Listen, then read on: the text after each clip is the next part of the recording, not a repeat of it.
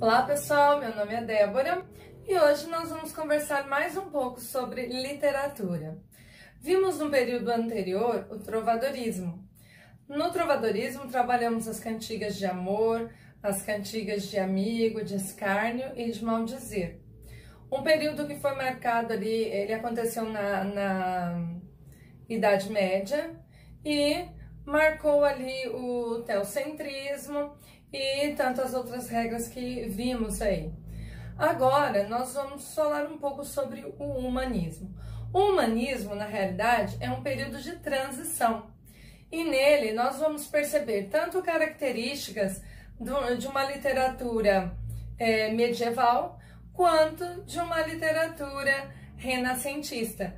Pois nós temos um período de transição que inicia então ali final do século XV, mais ou menos, segue no século XVI, então ele compreende ali final da Idade Média até o Renascimento. O seu auge ali, o auge do Renascimento, se dá no classicismo.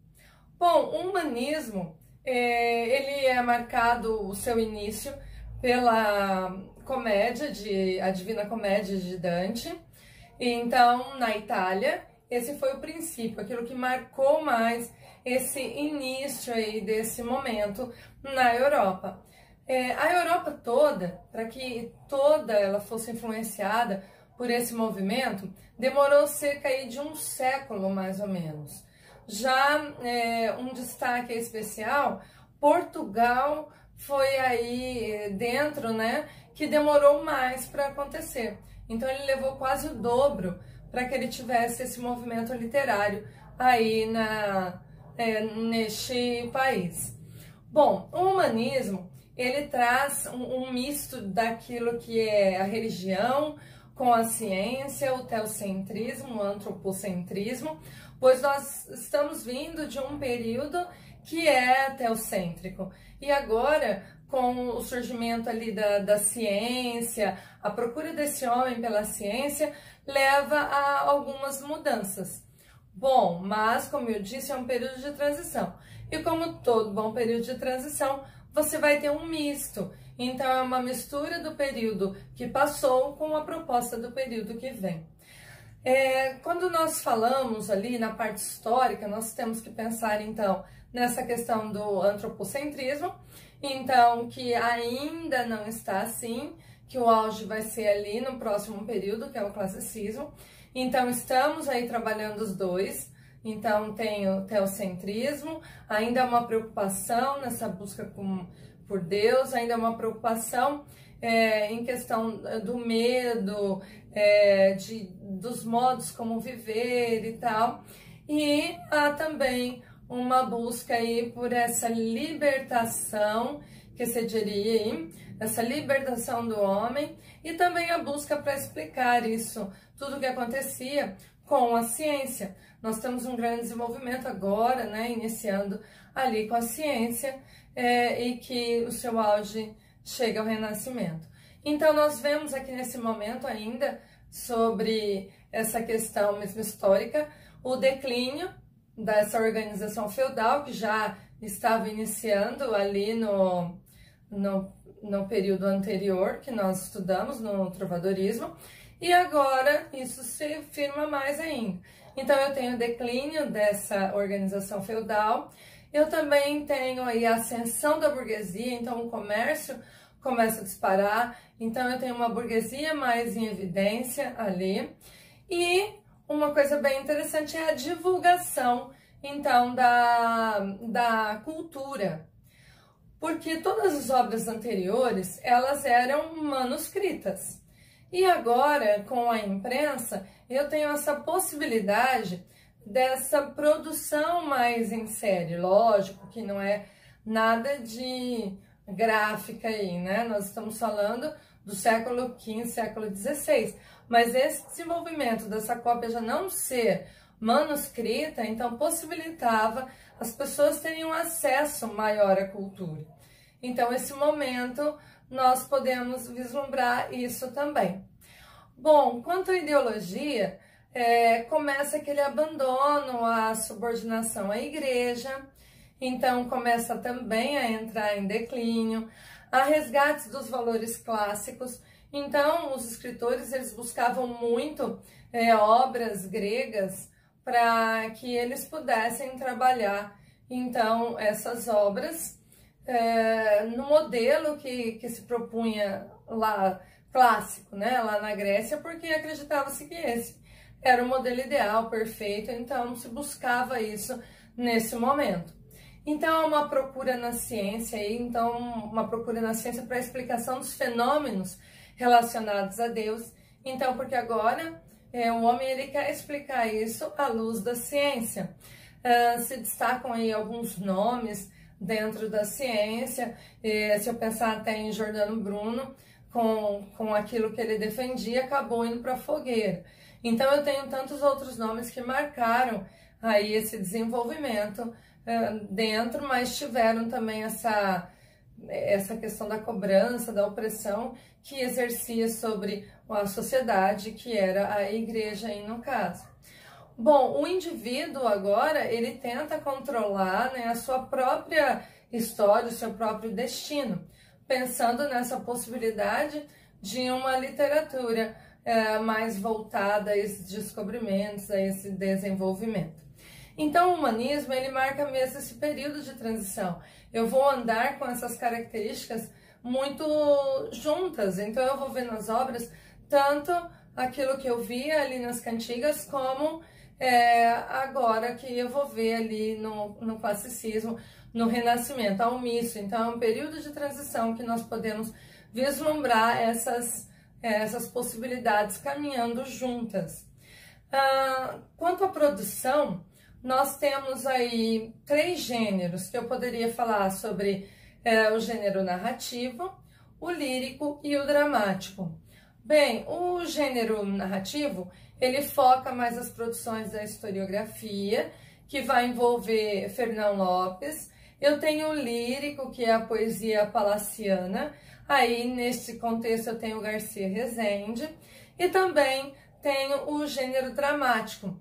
Nesse caso, Gil Vicente, que é um grande nome de representação. E esses nomes que eu disse para você são todos de destaque ali na literatura portuguesa. Então, eu vou falar para vocês um pouco sobre a obra de cada um deles. Bem, então sobre os autores. Nós temos aí Fernão Lopes, Garcia de Rezende e o teatro de Gil Vicente. Sobre Fernão Lopes, alguns destaques aí bem importantes. Ele trabalhava junto lá com o rei, então muito importante aí dentro dessa produção, bem próximo, bem amigo, mas o Gil Vicente também tinha os seus contatos aí bem importantes para esse momento. Bom, mas Fernão Lopes, ele trabalhou uma narrativa bem histórica. Então, vários textos dele têm nomes de reis. E esses reis ali, ele conta na realidade as batalhas e as grandes vitórias desses reis. Só que ele exerce uma função bem importante na hora de contar, então, sobre essas batalhas. Porque agora ele enaltece o povo. Porque geralmente as histórias vinham e ali só tinham as conquistas.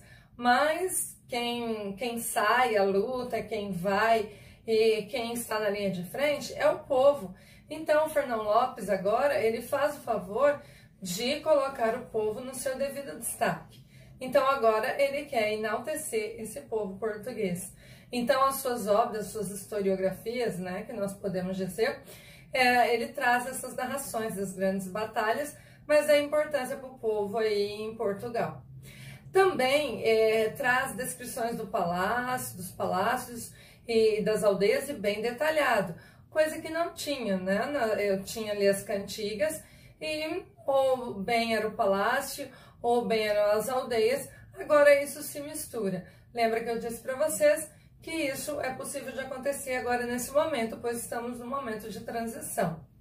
Traz também festas populares, então já mudou bem essa questão dessa produção ali, né? Temos também, além das festas populares, a questão das guerras e das rebeliões. Então, sobre essas guerras e rebeliões, o que eu destaco para vocês é essa importância aí do povo. Bom, o Fernão Lopes, então, marca bem essa importância aí no começo da literatura, mas nós temos também aí outros dois.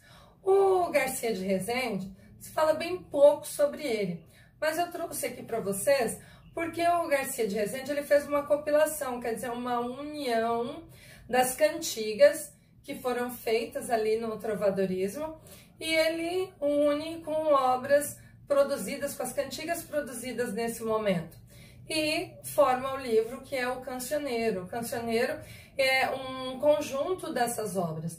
Então, nesse Cancioneiro geral, eu tenho uma linguagem elaborada, eu tenho ali toda a informação que eu digo lírica. Então, a minha composição lírica está bem presente ali nesse Cancioneiro geral. Diferente do que foi o lirismo no período anterior, então aqui o amor é possível. A mulher ela já não é mais tão idealizada, tão impossível de ser tocada, de ser atingida. Não, aqui nessa lírica é possível que esse amor se concretize. Então nós vemos isso, vemos essa intimidade, coisas que não tinham nas cantigas ali no trovadorismo. Também a presença aí da palavra. Eu tenho então o lirismo puro. Isso quer dizer que a música então dá lugar aí à minha declamação, a poesia mesmo. Então retira a música para a poesia pura, o lirismo puro. Esses textos são construídos em redondilha maior e redondilha menor, mas o que prevalece são as redondilhas maiores. Então eu tenho uma linguagem mais elaborada dentro dessa minha poesia, que é chamada de poesia palaciana. Agora sobre o teatro de Gil Vicente, então é o outro nome aí que marca esse momento. No teatro de Gil Vicente, nós podemos dizer aí que ele foi um crítico muito importante para esse período em Portugal. Então ele tem uma linguagem popular, textos até feitos popularmente. Então eu tenho do povo para o povo. Isso não acontecia porque até então a nossa literatura era produzida por nobres, então agora muda isso. Há uma crítica que ele faz à sociedade. Eu destaco duas formas que nós vamos encontrar, não existem só essas, mas duas aí que eu chamo a atenção para essa obra aí do Gil Vicente, que são os autos e as farsas. Os autos, eles têm um caráter mais religioso e moralizante. As farsas, elas já têm um caráter mais cômico, mais livre, não tão preso assim, né, à religião, e também traz uma crítica a essa sociedade, só que aqui de uma maneira mais leve, mais descontraída. Bom, podemos ver na obra, né, do Gil Vicente e também dos nossos outros autores já citados, essa dualidade que eu vejo na literatura medieval quanto na renascentista, né, indo para o Renascimento. Então eu tenho o choque ali do religioso com o pagão, então há essa mistura. Eu tenho ali o moralista com o crítico, porque o moralista ali era aquilo que a igreja exigia, mas eu tenho o crítico também, que vai avaliar realmente se as pessoas elas fazem, né, de fato o que elas dizem. Eu tenho o místico com o cotidiano, isso quer dizer, o fora da realidade, com aquilo que se vive no dia a dia. E eu tenho o sagrado e o profano. Essa mescla, essa mistura é devida a esse momento, né, então, de transição da literatura. Bom, destaquei alguns nomes para vocês, tem obras bem interessantes de cada um deles, e hoje nós vamos até aqui. Bom, e aí, no próximo seguimos, então, o auge desse renascimento, na nossa próxima aula. Por hoje ficamos por aqui, agradeço a atenção, muito obrigada e tchau, tchau.